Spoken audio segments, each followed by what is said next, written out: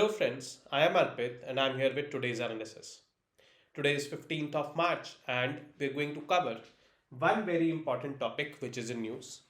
Although the topic is one but it has two subcomponents. The RAMNATH KOVIND panel has finally submitted its report on one nation one elections or simultaneous elections, creating a case for conducting simultaneous elections for the parliament, that is Lok Sabha, for the state legislative assemblies, as well as for the urban and rural local bodies. However, the panel has suggested that at one point of time, as elections to the state legislative assemblies and parliament can happen, and within 100 days, elections to the local bodies can happen, urban local bodies in the urban areas, rural local bodies in the rural areas. Next is constitutional validity of one nation, one election. This was being questioned by many leaders in the opposition that this is not constitutionally valid as it will violate the principles of federalism, the basic structure of the constitution, and all. But the panel in its report has clarified that why these concerns are invalid. Against every concern, they have given a clarification saying that one nation, one election or simultaneous elections are constitutionally valid. They used to get conducted in our country till the year 1967 as well. So let us look into these two topics. So this high level committee on one nation, one election, or also known as simultaneous elections,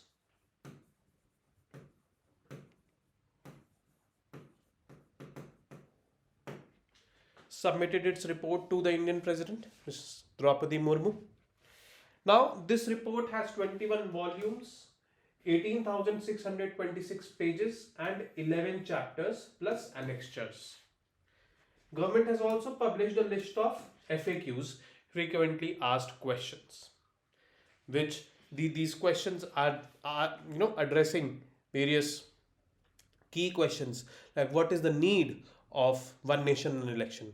So in the frequently asked questions there is a column where this question is addressed or answered by the government itself. So it becomes very important for us aspirants to know the viewpoint of the government, that why the government is saying, or why this panel is saying, sorry, not the government, but why this panel is saying that why one nation one election is necessary.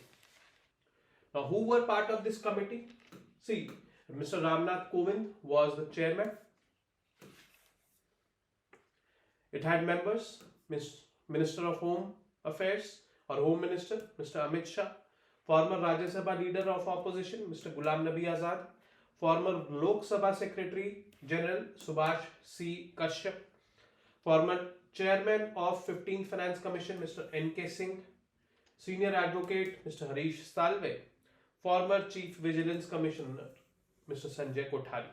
So these were the members, and Law Minister Arjun Ram Meghwal as special invitee to the committee. So these were the members of this committee.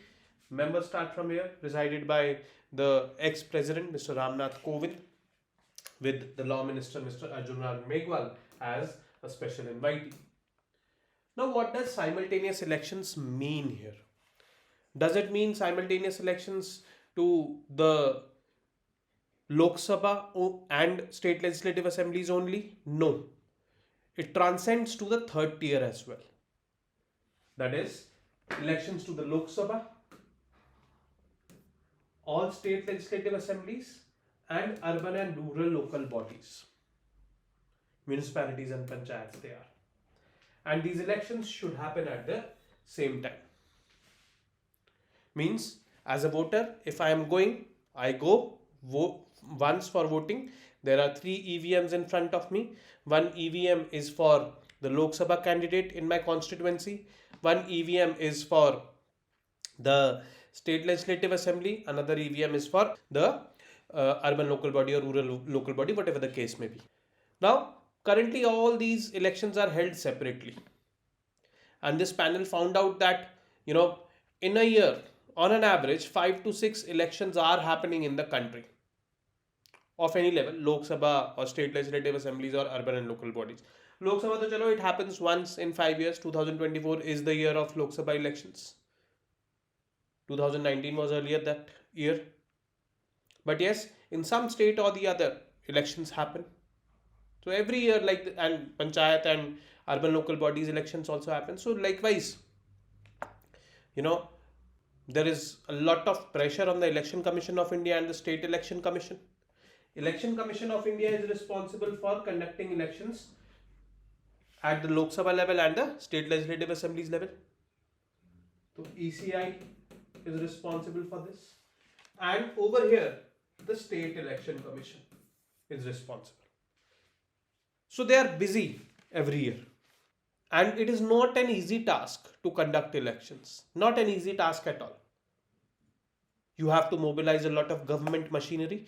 You have to do a lot of expenditure. Government expenditure is there because, you have to, pay the people who are part of that conducting infrastructure. You have to send EVMs from one place to the other place. So you will require fuel as well. Lot of things have to be done. Lot of expenditure has to be incurred. I'm not talking about the expenditure incurred by the candidates who are contesting the elections. That is separate.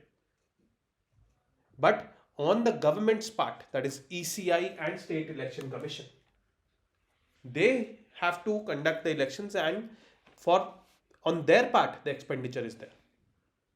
Now, that expenditure will drastically reduce. A model code of conduct is levied. When a model code of conduct is there, you cannot launch any new government schemes. Whatever is there. No new activity can be done. So this restricts governance as well. Whenever elections are there, so Netajis or politicians, their attention is diverted towards elections. They forget their job. Again a problem. During elections, the government officials like the district magistrate or the SP, people like these who are responsible for maintaining governance in the district or at the grassroots level, their focus is there on the elections. As a result, people suffer. So to address all these concerns, and many more concerns are there, simultaneous elections is one such solution which the government was seeking. Even the ruling party, BJP, has been seeking this solution since 1984. Now this RAMNATH KOVIND panel gave these recommendations, and this is not the first panel or first body to give such kind of recommendations. The Law Commission has earlier given such kind of recommendations. Election Commission of India has been seeking one nation, one election. It will definitely seek because its workload will reduce. So it is like this. Now the need for simultaneous elections. Now this particular topic, the need for simultaneous elections, as I said in the beginning that the government has also released FAQs. So in the FAQs, there are this needs. What is the need for simultaneous elections? Although I've laid the ground for that, what I've just discussed. Now we will see through these points. Now frequent elections burden the government exchequer with additional expenditure. If the expenditure incurred by political parties is also added, these figures will be even higher. Now government exchequer means Election Commission of India and State Election Commission. That expenditure is too high. Then asynchronous elections cause uncertainty and instability, thwarting supply chains, business investments and economic growth. Because when elections are there, model code of conduct is levied, your movement gets restricted, a lot of, I would say, things are disrupted, which can disrupt economic activity as well. Then disruption of government machinery due to asynchronous election causes hardships to citizens. We will have to divert the government officials also for conducting the elections. Frequent use of government officials and security forces adversely affect discharge of their duties. Frequent imposition of model code of conduct causes policy paralysis. You cannot formulate any new policy during model code of conduct. Model code of conduct is levied as soon as the announcement for elections are done. And it gets over when the polls are done, the very next day. So in Hindi it is called as a Char Sahita. So it is like this. Then Staggered elections induce voters' fatigue and present a significant challenge in ensuring their participation. Voters' fatigue is also there. Means, as a voter, if I think I have to go, again go for voting, again go for voting, all the voters are not so enthusiastic. But yes, if there will be one nation, one election, then the voters can also be more enthusiastic. Acha, this is once in 5 years kind of thing. So voters can be more excited. They can be more enthusiastic. So it is like this. So these 6 points have been mentioned in the, I would say, FAQs released by the government, that why simultaneous elections are needed.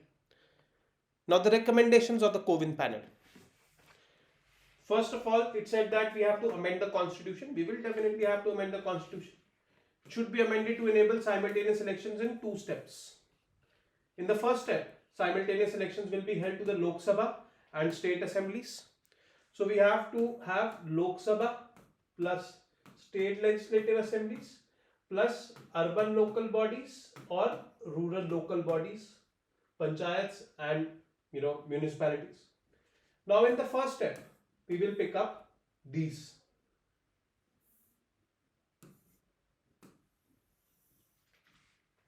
Simultaneous elections to Lok Sabha and State Legislative Assembly.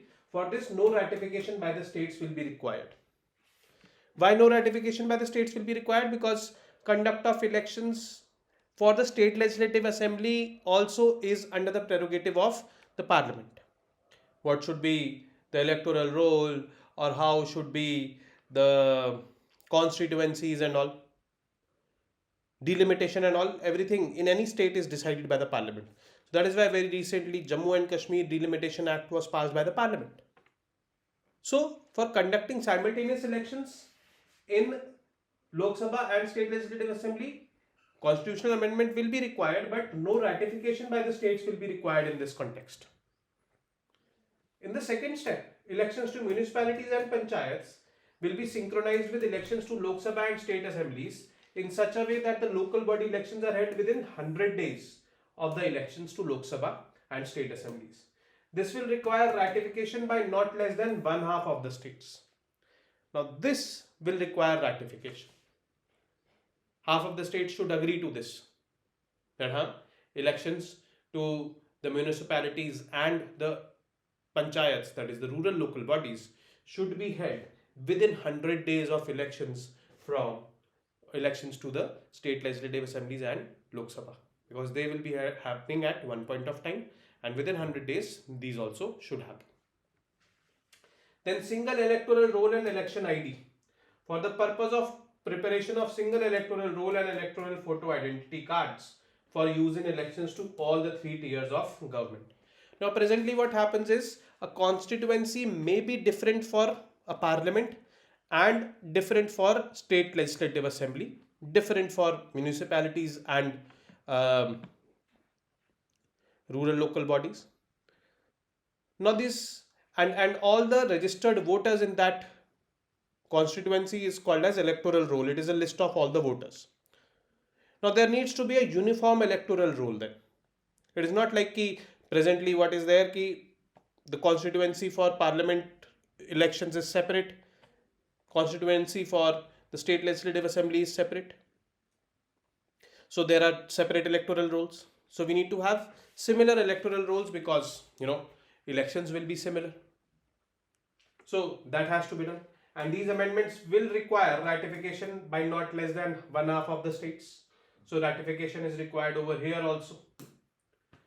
Now in case of hung house, or hung house is when no one is able to achieve majority, or a no confidence motion is passed, the government dissolves, or any such event happens, then a new Lok Sabha or state legislative assembly has to be constituted for the unexpired term only. So it simply means that 0 to 5 years is the term. Okay. Now over here, after the expiry of 3 years, there is a no confidence motion passed in the state legislative assembly. The new government will be chosen over here, new elections will be here, but it will be happening for the unexpired term, the remaining term only. Then here again the elections will happen. Then only this one nation, one election will be upheld. Then meeting logistics requirements. The committee has recommended that for meeting logistical requirements, the Election Commission of India will plan and estimate in advance in consultation with the state election commissioners. Now, see, this is a big challenge in one nation, one elections. The challenge is that conducting elections at a single time, and for that you require lot of people. You require that expertise where you will be able to mobilize these many people, conduct elections on the same day in the entire country. Currently they happen in phases. Even the Lok Sabha elections, they happen in phases. So you should be capacitated by that particular, I would say, capacity, that you can conduct elections at a single time in the entire country. And the panel has said that for that, the Election Commission of India will plan and estimate in advance in consultation with the state election commissions and take steps for the deployment of manpower, polling personnel, security forces, EVMs, VVPATs, etc., so that free and fair simultaneous elections are held in all the 3 tiers of the government. So it is like this. When this talk of simultaneous elections or one nation, one election was ongoing, there were many people in the opposition who had been claiming that this is unconstitutional, unfair, it is not going to be sustainable. Because see, the issues are different in a general elections and the state legislative assembly elections. The issues are different in a state legislative assembly elections and in a panchayat election or a urban local body elections. But if we are going to have simultaneous elections, so there can be a possibility that, the national issues, they overshadow the local issues. And the voting behavior can be influenced. That was one such concern. So the state governments say, or the people will not be able to, vote according to their local concerns. This is what one of the concerns was. And apart from it, there were many other concerns as well. And the concerns went to such an extent that they were saying that it is unconstitutional in nature. So this high level committee, when it submitted its report, multiple chapters are there, total 11 chapters are there. So out of these 11 chapters, the 6th chapter, chapter number 6, deals with the concerns raised by those who oppose simultaneous elections on various grounds. This chapter provides clarifications on 4 such concerns. Now, what are the 4 such concerns? We will see.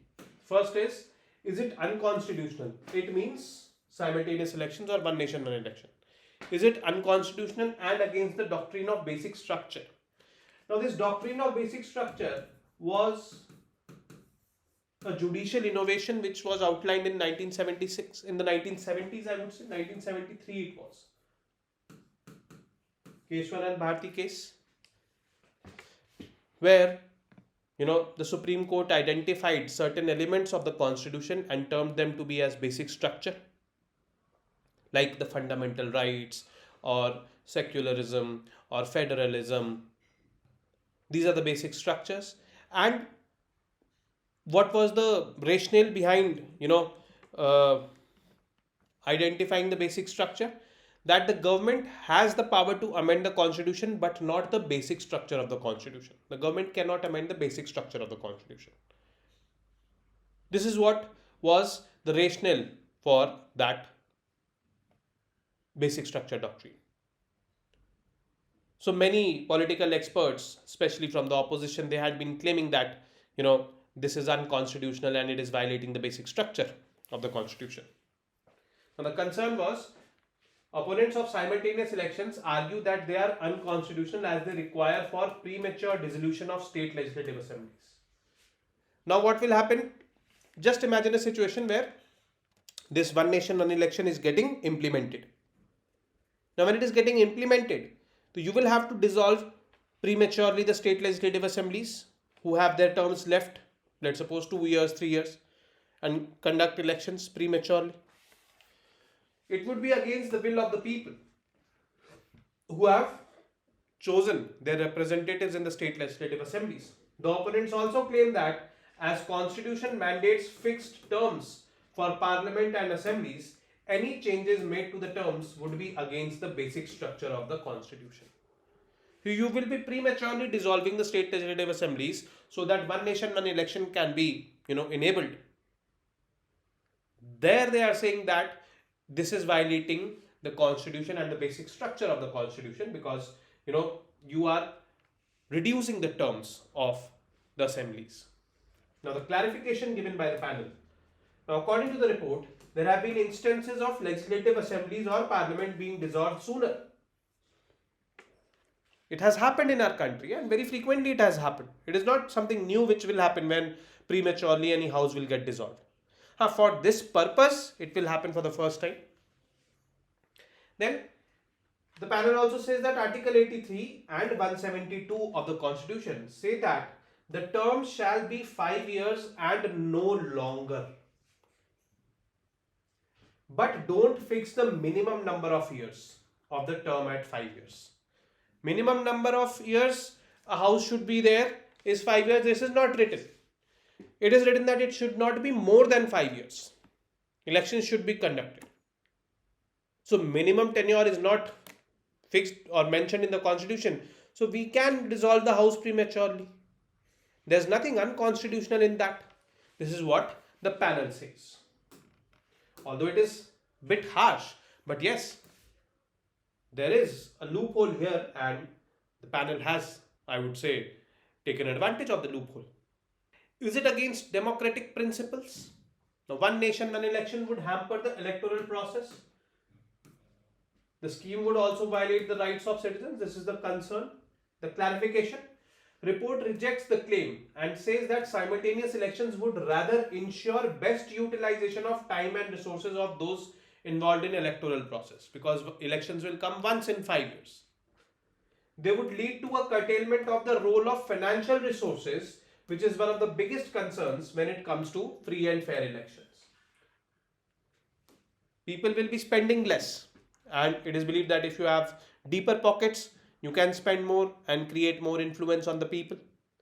But here, you will be able to spend once in 5 years only. So it is not violating any democratic principles.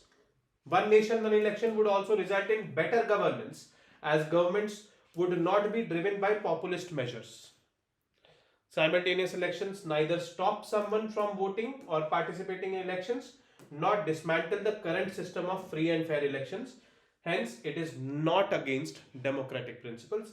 It is going to make democracy more streamlined or electoral processes more streamlined and better. This is what they've said. Next is, does it undermine federalism? Federalism is distribution of powers between center and states. Now the concern is that it would violate the rights of the states. Now here we have to take into account very smartly or very, I would say, diligently, because from here a question can be framed in prelims as well. Now the clarification given by the committee is the report counters the concerns mentioning Article 327 and 328. Now what does Article 327 says? Parliament has to make provisions with respect to all matters relating to or in connection with elections to either house of the Parliament, Lok Sabha or Rajya Sabha, or the house or either house of the legislature of the state. Means Parliament is going to make provisions with respect to all matters relating to or in connection with the elections for the both houses of Parliament, Lok Sabha, Rajya Sabha, both houses of State Legislative Assembly in whichever state it is. And that is why, Jammu and Kashmir State Reorganization Act was passed by the Parliament very recently, where it was deciding upon the number of seats. Now, what kind of matters are there? electoral rolls, delimitation of constituencies and all other matters necessary for securing the due constitution of such house or houses. So it is already there being practiced. Article 327. One nation, one election is nothing, is not disturbing anything. Parliament already has that power where it is making provisions for elections, conduct of elections in the state legislative assemblies also.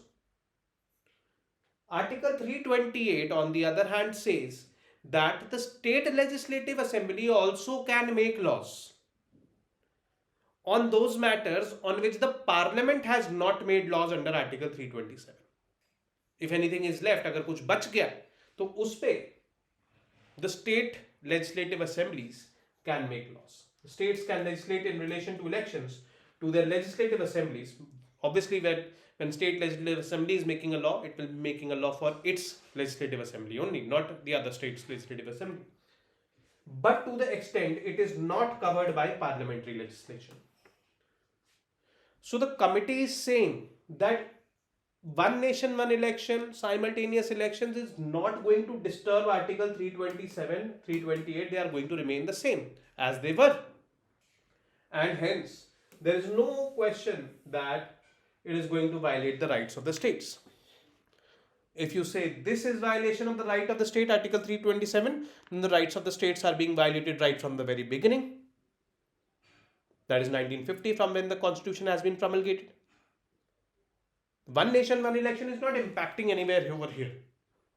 So, it is like this. Does it fail to address the issue of hung parliament or assembly? So the concern is, numerous political parties have said the scheme pertaining to one nation, one election doesn't have any provisions to solve the problem of a hung parliament or assembly. See, ultimate solution is whenever there is a hung parliament or an assembly, elections should be there.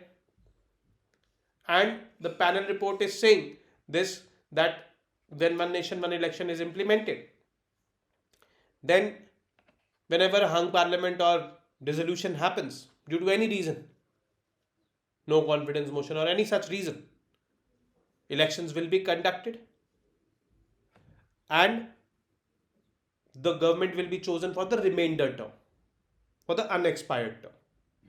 Okay. This the panel is recommending. But the panel is not disturbing this thing that before the elections getting conducted, the governor, in case of a state legislative assembly, will try its best that government gets reinstated. Anyhow, the government gets formed. Means conducting elections will be the last resort, last option. Before that, multiple options has to be reconsidered, and promulgation of one nation, one election is not disturbing those options. They're saying that those options are there with the governor in case of state legislative assemblies, with the president in case of the parliament. Now, the report talks about the Sarkaria Commission, which addresses the issue and gave suggestions to address the challenge. When there is a no majority, the governor can do the following things in the same order of precedence. First, a pre-election coalition should be invited to form the government. Invite the largest party to stake the claim with the support of others, including independents. A post-election coalition of parties can also be invited. A post-election coalition in which some parties in the coalition form the government and others support it from outside. This can also happen. So all these options will be explored, and once these options are explored and nothing is working out, then elections will happen. When elections will happen, voting will happen, a government will be formed. It will be formed for the remaining term. So by the introduction of one nation, one elections, these are not getting ruled out. These will be there. But just that provision that whenever the government will be formed, or whenever the elections happen again and the new government will be formed, it will be formed for the remainder term, for the unexpired term. That is it. What the panel has said. So this is what the clarifications have been given by the panel on these 4 points. Very, very important. This topic in itself is very important. One nation, one election, and these recommendations definitely important. And why it is unconstitutional as suggested by the panel itself, very, very important. And with this, we come to an end of today's session. I will be meeting you tomorrow now with more such informative news pieces. Till then, you guys keep studying, keep reading, keep writing, and most importantly, keep revising. Namaste. Jai Hind.